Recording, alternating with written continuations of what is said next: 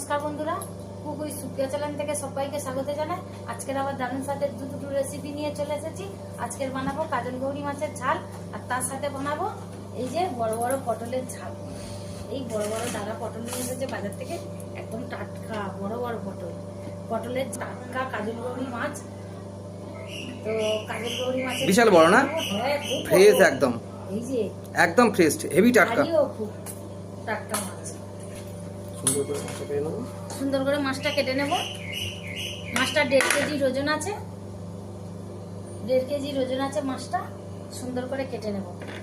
তার আগে পটলটা কেটে নেব। এই যে বড় বড় পটল কেটে নেব। গোটা গোটা পটলের ঝাল বানাবো।